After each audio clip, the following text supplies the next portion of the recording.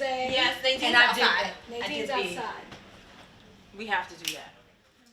Rapping on a show is definitely filling a void. I've been dibbling and dabbling in rap for quite some time now, and so to really get a chance to really do it, and it's fire, and it's Swizz Beatz, and I'm hanging out with Eve and Naturi, Naughton, and Nadine. We're killing it. It just gives us that permission to just do it, and I just love that. I'm so thankful and grateful for this moment.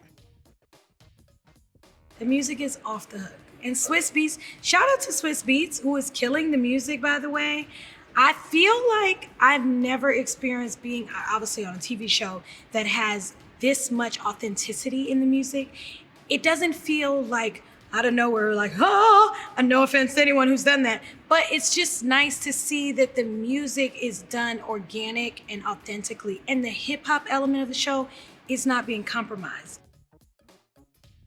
When I'm thinking about their characters, I'm literally thinking about their characters, and that's in real life, and that's in the show, you know? So, like, I know Brandy always wanted to be a rapper, so we had challenged her in that way. You know, Eve is already a rapper, but, you know, she liked to switch the flows up. You know, all of them, they just have so much diversity to their styles, and I think that the songs and the music challenge them, and I love giving them challenges and hearing those songs come back and seeing them in the studio. I'm like, okay, they really did that one. When I heard Swizz was on the music, because that was another thing I said to Z. I was like, Z, we can't have no whack-ass music. Like, I cannot be a part of that. And thankfully, we do not. Swizz Beatz is... I'm also very happy to be on this journey with him, because a lot of my biggest moments in music in real life are Swizz Beatz, or was Swizz Beatz. I mean, the music is phenomenal, and I think it's gonna blow people out of the water. They're not gonna expect the music that we're making. Eve is my sister, you know, first female artist that was signed to Rough Riders, which is my family label. I had the honor of producing her first, second, and third, and most of her albums. And still to this day, she's one of the realest people I know. You know, she's one of one. To be a part of a cast that has 4 women of color as leads on network television is history. And I love being a part of history. I think it's where TV should be, and I think you have not seen this, and it's just so special for me to be a part of something as special as this. It's women empowerment. It speaks to me. It speaks to all of the women that are on the show, and it's going to speak to everyone watching. And I just think it's just great. It's beautiful. All of us say how there are these parallels for all of our characters. For me, I do have 4 stepchildren. I am married. I obviously come from hip hop from that time. And that part of it, the family dynamic, is very much where I'm like, wow, this is crazy. But with Brianna, you know, I think she was so happy in her life. She loved her life when she was Professor Sex, but she equally loves her life as a mother and as a wife. That is a big deal to her. So I don't know. And as far as Professor Sex goes, I mean, that was the other big draw for me, I think, during this show, is like being able to be another character, be another rapper, like an alter ego almost, which I've never been able to do. That part of it is amazing. My character is on daytime TV, just holding on to her fame, and she is business savvy. She's, you know, one of the smartest business women, I would say, in the group, because that's I'm the business queen. And so when we meet again, it's not something that Valeria needs to have in her career. In fact, she feels like there's no way I'm going back to that.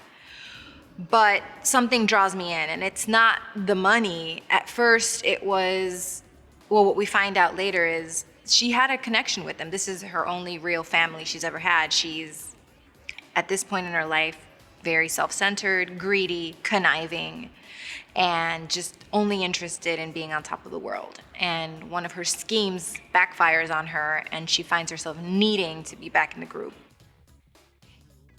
What sets queens apart, you not only get to see the forward-facing superstar, like artist side of the characters, you get to see them as human beings. You know, you get to see them fail. You get to see them fight back, you know. Especially with the women, their experiences when they step away from music, what they're doing in their lives, and how that, the input from that helps them carry back into the career when we get back together. You know, you see their own journey, their specific journeys. Just portraying real human beings. Aside from their superstar antics, when you strip the layers back, you just realize these are just everyday people trying to figure things out and really fighting their hardest to be their best selves, you know, in spite of all the obstacles that may lay in their way. Brianna, fierce, independent, passionate. Jill, saucy, actually very thoughtful, okay? Valeria, oh my God, spicy, like feeling herself, right? Queen, diamonds, fur. Naomi, artist, talented, passionate, feisty, no BS. With 4 women of color and of this age, and talking about hip hop and some of the things that we talk about in this show, there's a chance that we're having conversations for people who wouldn't necessarily tune into that.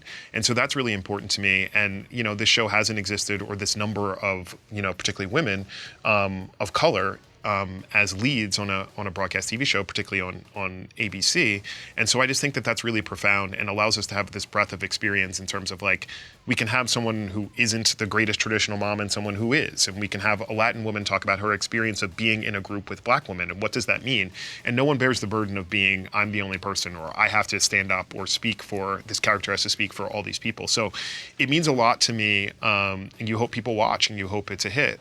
And partly because I think we're going to give them something entertaining, but I do think that there's something more for the broadcast audience, because I don't think that these are things that they're used to seeing necessarily, or conversations they're used to having.